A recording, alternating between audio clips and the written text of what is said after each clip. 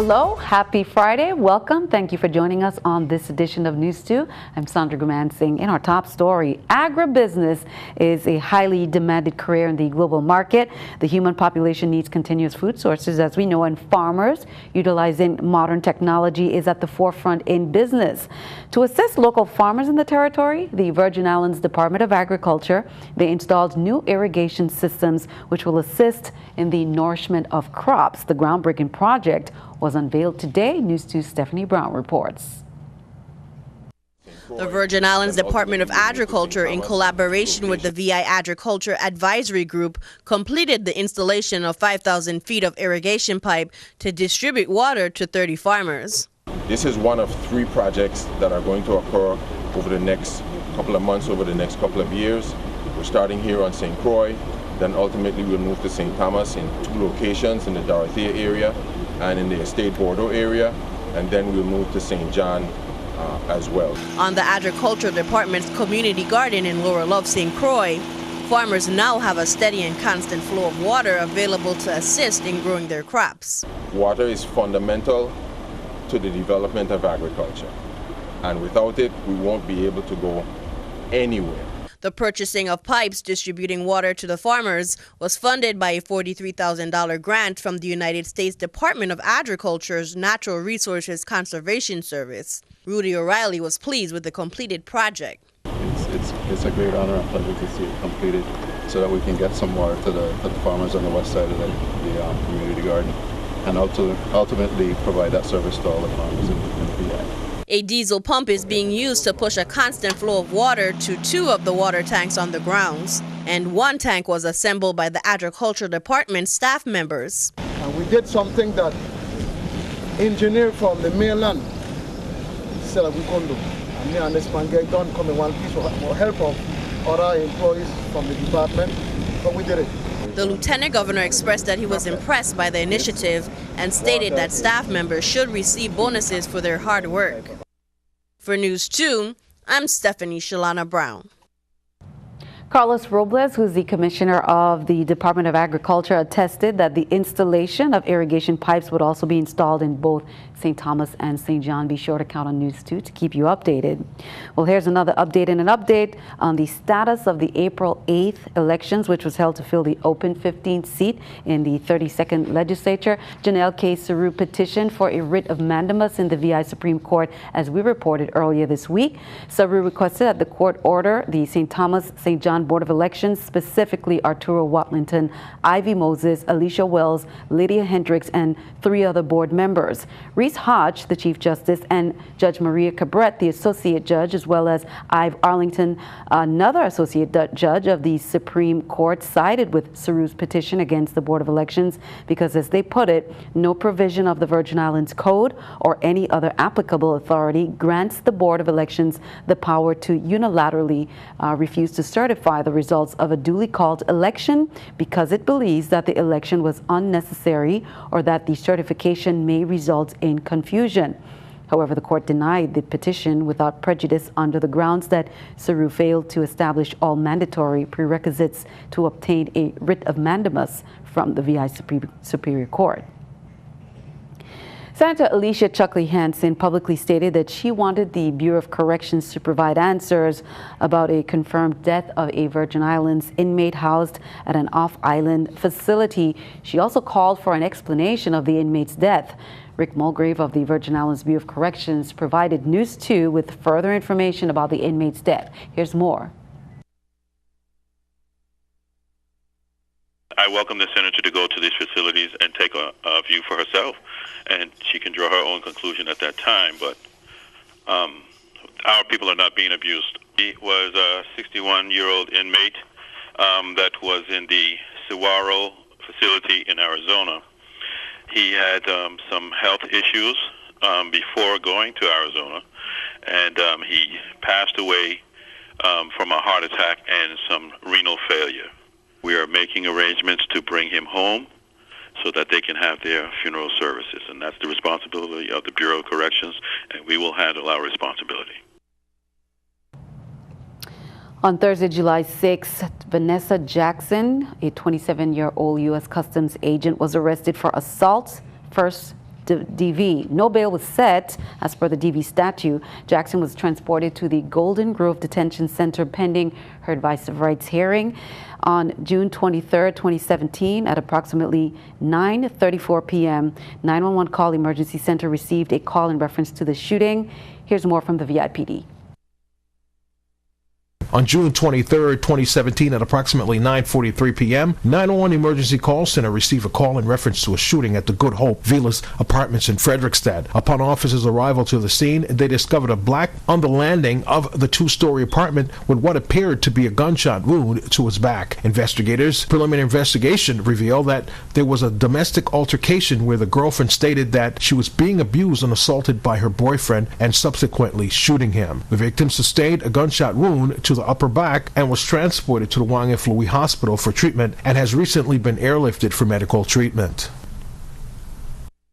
The VIPD Animal Cruelty Unit recently discovered neglected dogs and puppies in Old Friedenberg Village. They even found dogs in the dumpster.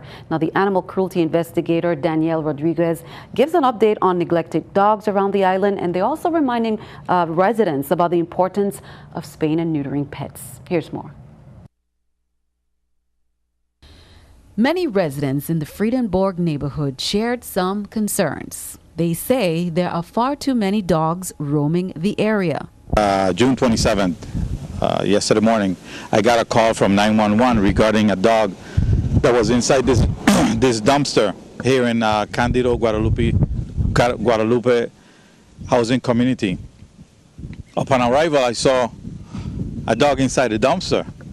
And as you see in the photos that were taken, apparently the dog was probably hungry and it climbed into this the sofa here, and it went in the dumpster and it couldn't get out.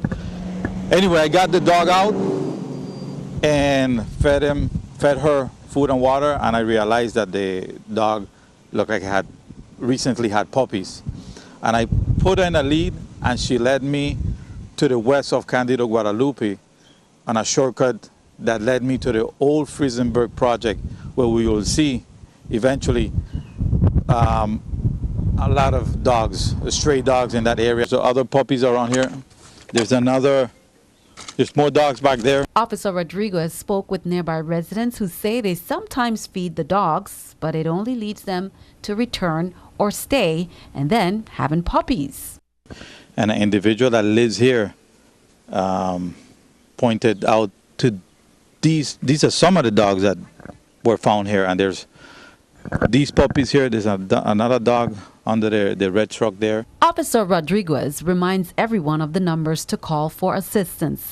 If there's an animal neglect or abuse, you could always call 911 or my office, 778-2211, extension 6907, or you could submit an anonymous tip for any type of crime through Crime Stoppers, USVI, or www.p3tips.com.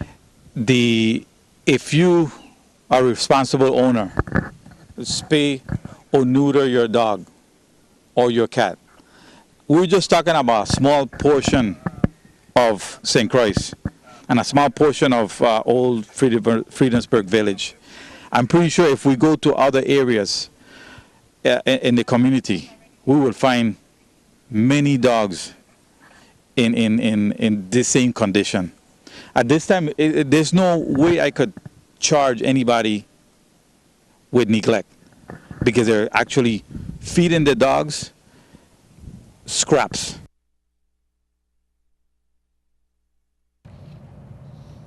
Well, in other news, with pleasantries aside, President Trump met with one of America's most influential adversaries, Russian President Vladimir Putin. President Trump said, "We look forward to a lot of positive things happening for Russia, for the United States, and for everybody concerned." That's the last heard from the President Trump before the closed-door meeting. According to the only other White House official in the room, Secretary of State Rex Tillerson, President Trump began with a tough topic. The president opened the meeting by raising the concerns of the American people regarding Russian interference in the 2016 election. They had a very robust and lengthy exchange on the subject. According to Tillerson, the leaders are also discussing other topics. Well, German Chancellor Angela Merkel is calling the violence that has so far marked the G20 summit unacceptable. It's the biggest security operation ever in Hamburg. Police are calling reinforcements. That's more than 160 officers were also injured, with more than 70 arrests made. We've seen windows smashed, cars set on fire. Police even say one of their helicopters was attacked. And with such grave concerns over security, U.S. First Lady Melania Trump was unable to leave her guest house in Hamburg earlier on Friday. Taking a look at the stock market watch, the eye on the economy. According to the numbers, we can see everything up. The Dow 94, NASDAQ 63, S&P 500 also up at 15. Coming up on NEWS2, our special feature, our summer camp special, and we stop by Island Vibes to see what they're up to. That's coming up next.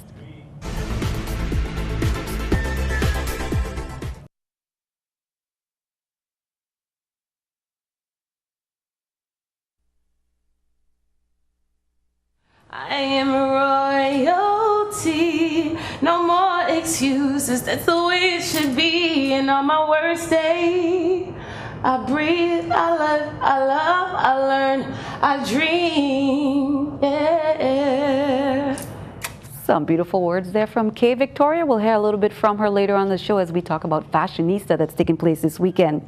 Well, the Rotary Club of St. Thomas, too, they installed its 39th president and board on June 28th at the Aquaterra Oceanfront Grill at Marriott's Frenchman's Reef and Morningstar Beach Resort. In the presence of approximately 60 Rotarians and friends and family of Rotary, she took the oath to lead the largest Rotary club in St. Thomas, St. John, and to move forward by strengthening Rotary 2 projects, programs, and partnership, and by building essential resources for the support of the future of Rotary, the so-called new generation clubs, Early Act, Interact, and Rotaract. The 2017 Board of Directors all pledged to President Peggy and the other members of Rotary 2 to continue to serve the community.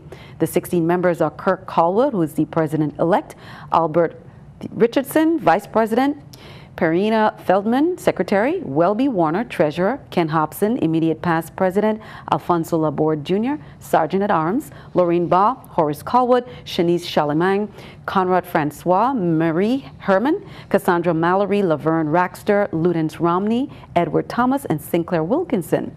President Peggy is a long-term resident of St. Thomas, brings a background of experience and service from the Peace Corps, the U.S. Civil Rights Movement, Interwheel, the Virgin Islands Public Sector, and Rotary 2 Board to her year of leadership of Rotary 2. It will be her responsibility, with the help of the board and the membership, to fulfill Rotary's motto, service above self, through club projects and activities that benefit the people who live in our community.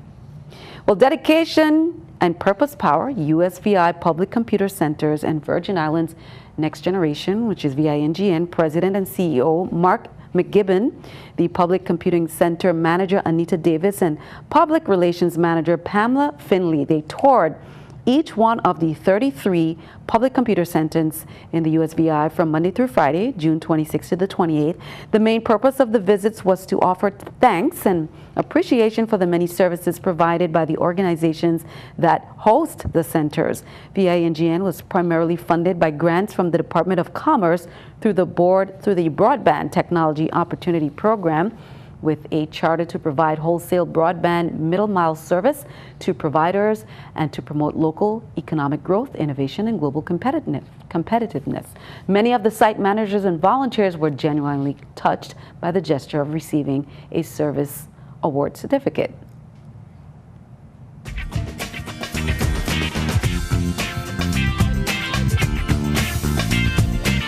As promised, we are featuring some of our summer camps around the territory. And have you heard of the Island Vibes Summer Camp? Well, the campers have been given a rare opportunity to train with the coach. And the coach, Dr. Gilton Demata, has just been selected to help coach the U18 USA Women's National Team. And the youngsters had an opportunity to work with them. Here's more. We are just looking for more opportunities for our young athletes, and we thought it was very important to have this kind of training facility available because we wanted to have this level of world-class coaching right here rather than have all of our kids travel. We said, look, let's just bring the coaches to them. And so far we have a master coach from Brazil by way of Colorado that's here teaching all our kids, and they're learning so much. We have a big mission to allow our youth to be physically active for a lifetime. We want to make sure that the research in sports science, the youth training and the techniques brings the whole training with eating properly, allowing our kids to be empowered to sleep, eat well, go to school, and most importantly, to be healthy and active for a lifetime. They kind of took a step back and relearned a lot of the basic skills, passing, serving, spiking, and a lot of the times here it's all about playing, you know, oh, do this, do that, but we're not shown how to do these things. So Dr. D'Amata's approach is a lot more, how would you say, progressive, and it starts from the, you know, from timing and sounds, and he just uses this amazing way of teaching the kids. Job well done. Now on Sunday, June 18th, UVI Sports and Fitness Center, a group of 16 students was some of the first to walk into the arena and be seated stage right to provide musical accompaniment on the biggest day of their lives, their high school graduation. Coming off the heels of their senior prom, the high-spirited seniors were interviewed inside the famed music suite for a candid discussion on being in the band, their final year in high school, and their plans for after graduation. Many of the students started playing their instruments in elementary school, while others come from musical families. The one thing they all had in common, though, is the fact that they were all influenced by other musicians. This school year, all 4 public high school marching bands participated in both the 2017 St. Croix Festival and St. Thomas Carnival Children's Parades. This opportunity allowed the band students of both islands to connect with each other through a cultural exchange, and this year their friendship forged a first-time band weekend. During the 4-day weekend, they enjoyed a beach day, caught a movie, and attended a senior recognition luncheon. So they were well recognized. Great job there. Over half dozen boats home ported in the VI, Puerto Rico, and U.S. mainland. They're fishing in the 54th Open Billfish tournament hosted by the Virgin Islands Game Fishing Club. Now, events kicked off on July 6th till the 8th.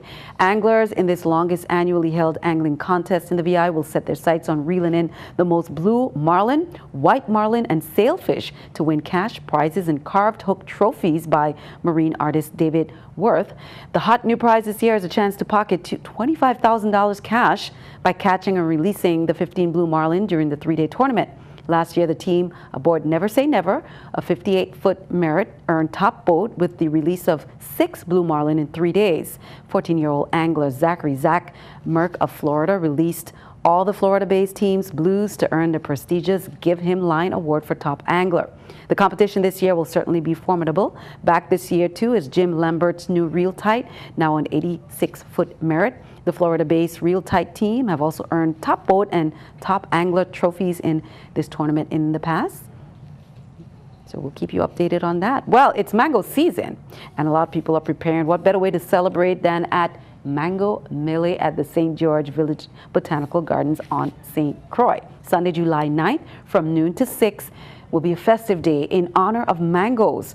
There will be vendors, displays, food and drinks, games, and live entertainment. Tickets are $6 for adults, $2 for children, ages 3 through 12, and free for children under the age of 2. So come out and enjoy a day of excitement and mangoes. St. Thomas East End Rotary they're presenting the Agriculture, Arts, and Crafts Fair. They're taking it to the visitors at the Elysian Beach Resort. That's on Saturday, July 8th from 1 p.m. to 4 p.m. Now, you can expect some local handmade arts and crafts, food and drinks, and more will be on display. Here's more. At Elysian tomorrow, we're going to have 15 different bush teas, all packaged and ready to be purchased by our visitors who come here looking for sun-sensi and tea. Right here we have ginger root, lemongrass, sugar, apple, and spice, a favorite for stomach. Lemongrass also being a detox tea. Business hours, and Bruce Flamone has been doing Business Fridays once a month. I was with him on that and actually doing all the photography so we could publish it. But it's mostly to let people know that we're still here and ready to give service.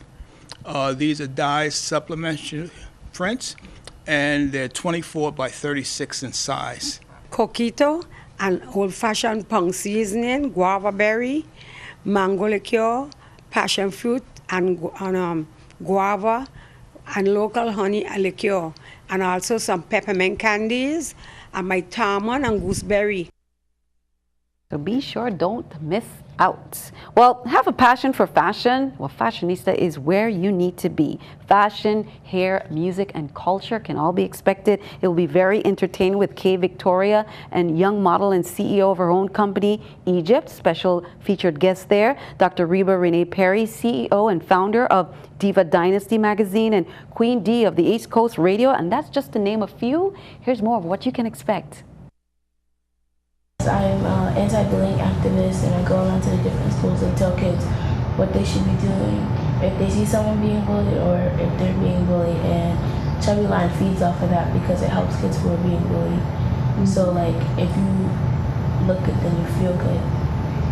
And Fashionista fashion show is like, it's different than most fashion shows because then you have like 3 different days. So you have the meet and greet, then you have like a regular party, and then it's the fashion. Children and youth, because that's always been my passion.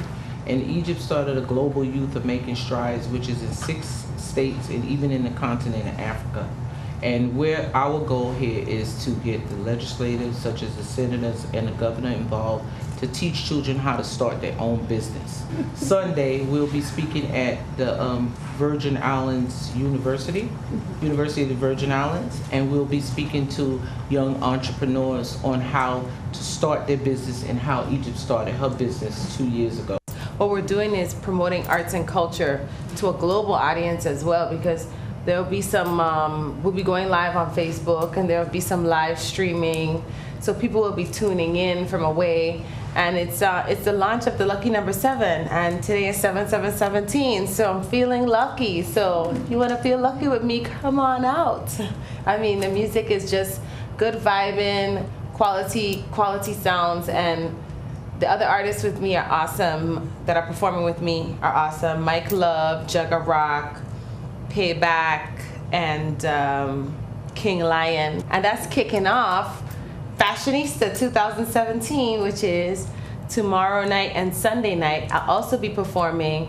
I'm going to be previewing, it's like a preview launch of my clothing line, which is a merchandise line. It's called Mind Life Guap. It was so nice having them all here at the studio. So be sure everything kicks off from tonight. So it's already underway Saturday and also on Sunday. So Sunday is the actual Fashionista show at the MCM Center at 4 p.m. So don't miss it. You will see Kay Victoria's new line of t-shirts, as well as Egypt. She will be debuting her clothing line as well. Be sure to stick around. We have much more straight ahead. NEWS2 Activated Forecast comes your way next.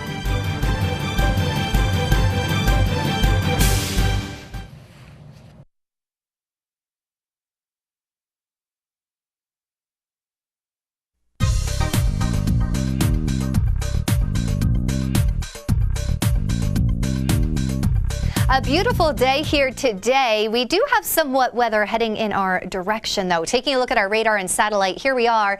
Just a couple of clouds passing through, maybe some brief showers if we take a closer look. Really, things are looking pretty nice here for the next couple of hours, but we do have a tropical wave heading in our direction, which means for tomorrow, an uptick in showers. Tonight, 80 degrees, partly cloudy conditions, so just gorgeous out there. And again, just an uptick in showers with this weak tropical wave moving in. St. John tomorrow at 90 degrees.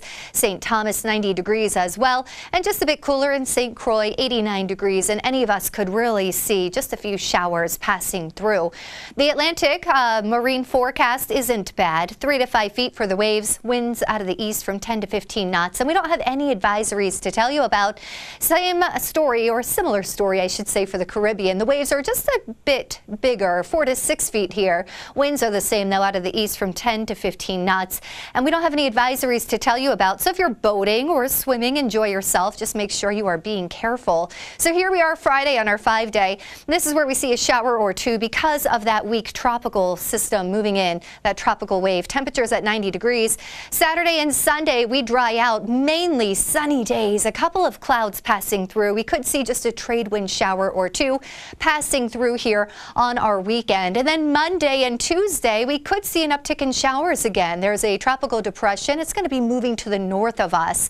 So that means for us, we're just going to see some more clouds and maybe just a bit more moisture than we typically do. It's certainly not going to hit the islands by all means, just maybe a bit more wet weather. But temperatures hold steady at 90 degrees for our highs all week long. Sandy, back to you. Thanks for that. Let's take a look at our News 2 weather picture there by Jashara Williams, second grader, giving us some sunshine and clouds, but we may have to keep that umbrella handy because of that tropical wave in our area. Jashara, thank you for that. Send us your News 2 weather picture to the address on the screen and tune in to see it. Now be sure to stick around. We have News 2 Sports coming your way next.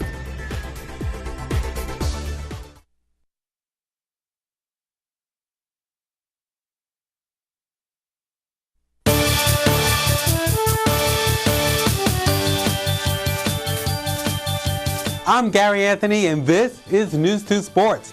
The FIBA Central Basket Senior Women's Tournament begins play on Wednesday, July 12th, and continues until Sunday, July 16th, at the USVI Sports and Fitness Complex. The tournament's round-robin format will feature 15 games played over a 5-day period. Competing with the Virgin Islands, the host team, are teams from Jamaica, the Bahamas, Guatemala, Puerto Rico, and Mexico. In our exclusive interview, we asked VI coach Clint Williams his take on which teams he thinks would be the biggest challenge to the VI winning that gold medal. Well, the Bahamas is typically normally very tough. I actually know the head coach very well personally, so they're definitely a very well coachable team. They're normally bigger. They got a lot of tall girls, so we gotta put bodies on them and box them out.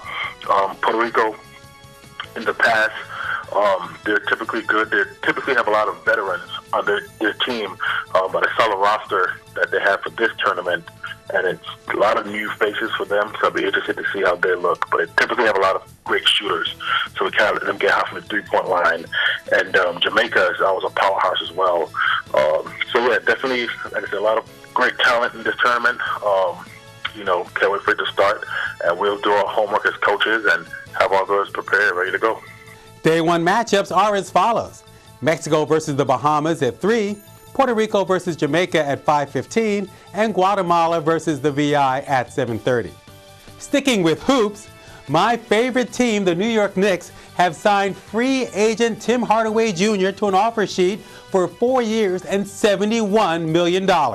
Yeah, you heard me right, $71 million. Hardaway comes back to the Knicks after being traded away 2 years ago.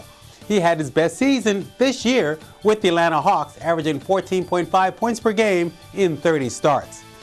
And finally, St. Thomas native Akil Morris has been called up from the minors to pitch for the Atlanta Braves. The right-hander had a 2.73 ERA with 39 strikeouts in 27 innings for the Gwinnett Braves, Atlanta's AAA affiliate. Good luck, Akil. We're all pulling for you. That's it for sports. Have a fabulous weekend. Sandy, back to you. Thanks for that, Gary. You have a great weekend as well. And we leave you with a nice little message there from the Island Vibes Summer Camp. We wish you a happy weekend, and we'll see you next time.